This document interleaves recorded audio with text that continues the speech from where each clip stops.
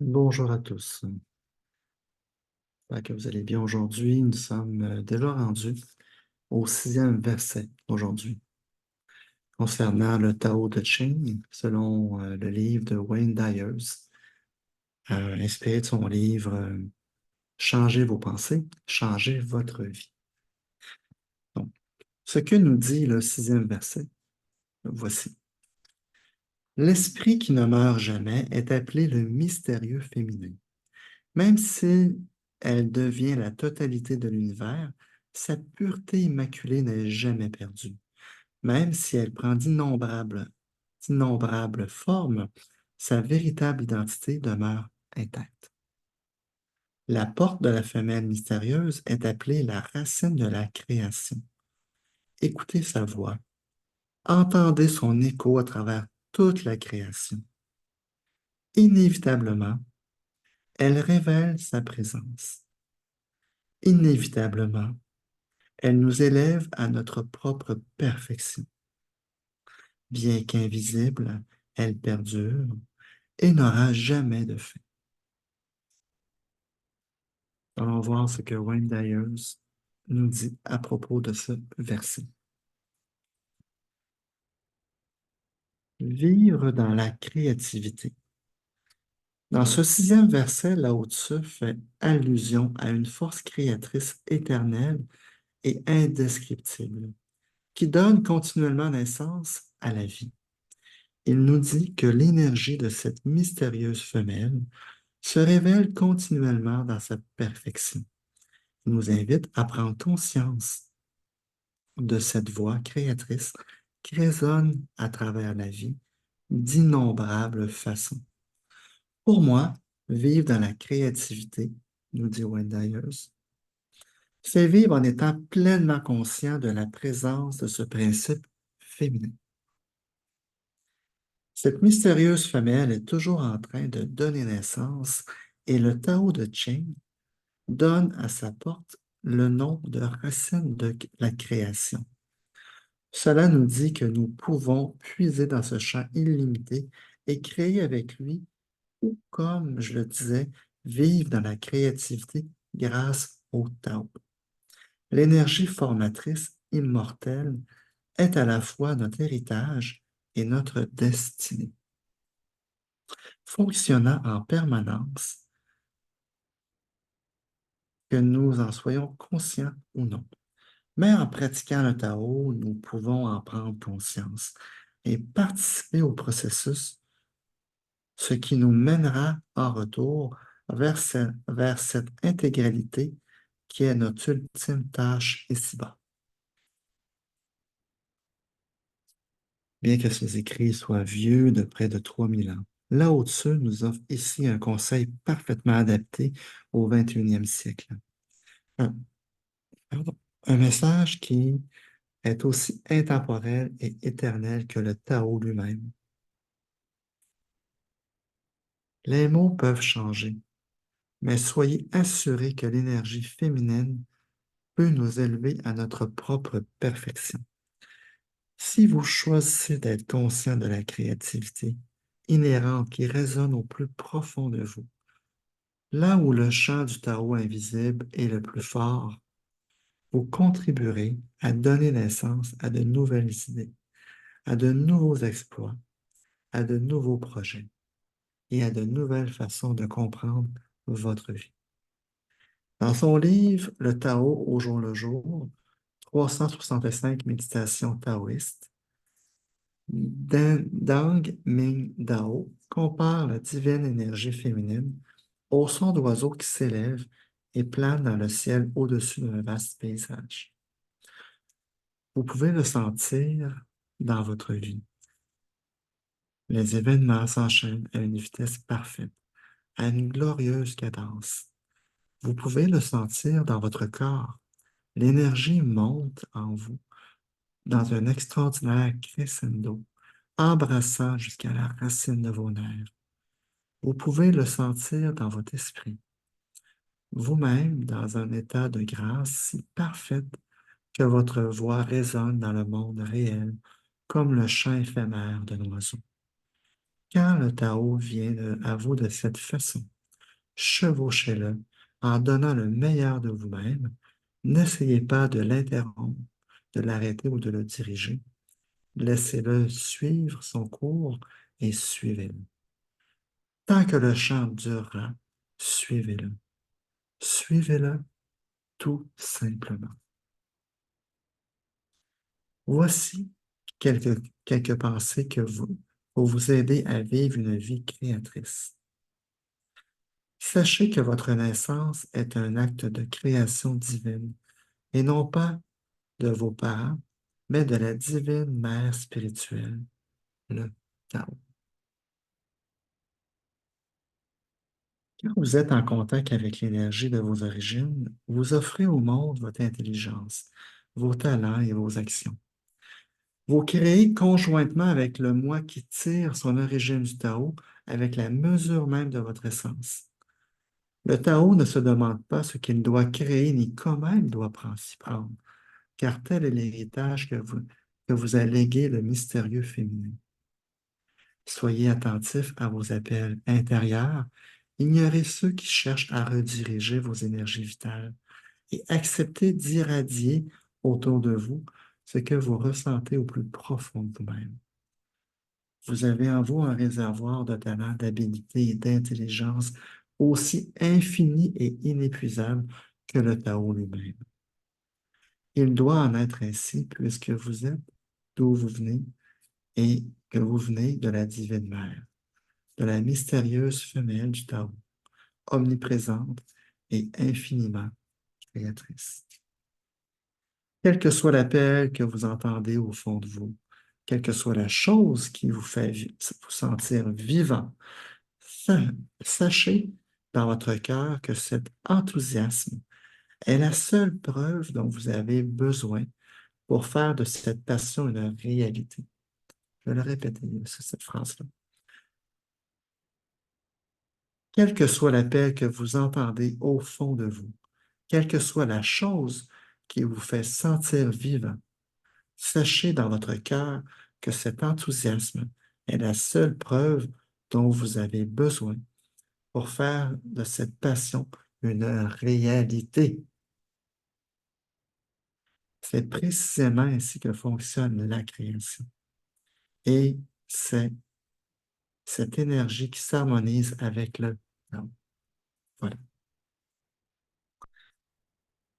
Wendayeuse nous dit, soyez créatifs dans vos pensées, dans vos émotions et toutes vos actions. Appliquez votre propre unicité à tout ce que vous entreprenez. C'est beau ça. Appliquez votre propre unicité à tout ce que vous entreprenez. Donc, c'est bien de s'inspirer des autres et c'est de trouver une manière de contribuer à ce monde avec notre touche personnelle. Quelle que soit la chose que vous ayez envie de faire, que ce soit écrire de la musique, inventer un programme informatique, faire des arrangements floraux, travailler en dentisterie ou conduire un taxi, faites-le en suivant votre intuition, votre flair. Être créatif, c'est faire confiance à votre appel intérieur.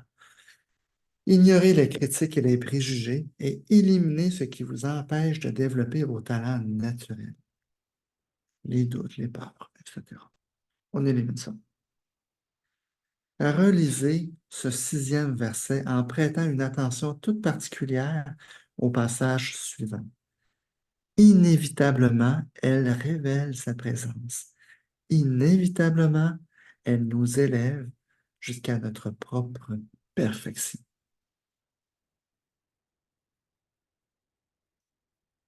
Inévitablement, elle révèle sa présence. Inévitablement, elle nous élève jusqu'à notre propre perfection.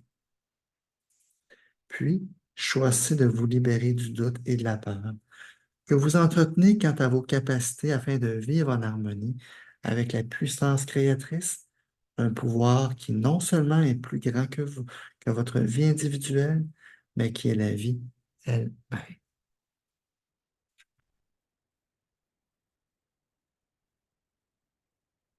Voici une pensée d'un grand poète soufi du 14e siècle. Il s'appelle Hafiz. Asseyez-vous sans plus attendre. Ne faites rien. Reposez-vous. Car votre séparation d'avec Dieu, d'avec l'amour, est la chose la plus difficile en ce monde. Quand vous, la Wendayeuse poursuit, quand vous reprenez contact avec la Mère divine, vous vivrez dans la créativité. Vous vivrez enfin le Tao. Je vais juste relire le mot du poète soufi. Asseyez-vous sans plus attendre. Ne faites rien. Reposez-vous. Car votre séparation d'avec Dieu, avec l'amour, est la chose la plus difficile en ce monde. Donc, lorsque l'on ressent de la séparation ou qu'on a de la difficulté à ressentir de l'amour pour nous ou pour les autres, c'est qu'on est connecté à quelque part à, aux limitations de notre personnalité. Sans, euh, euh, nous ne sommes plus en unité avec le Tao, avec ce grand courant de vie qui nous traverse. Donc, pour y arriver, c'est pour ça qu'ils nous disent, asseyez-vous sans plus attendre, ne faites rien, reposez-vous. Respirer, se reposer. Et vous savez, bien des fois où est-ce qu'il y a des journées, des fois ça va plus ou moins bien, on peut ne pas trouver de solution. Après une bonne nuit de sommeil, généralement, ça va beaucoup mieux et là, les idées viennent. Donc, ici, l'une des clés, c'était justement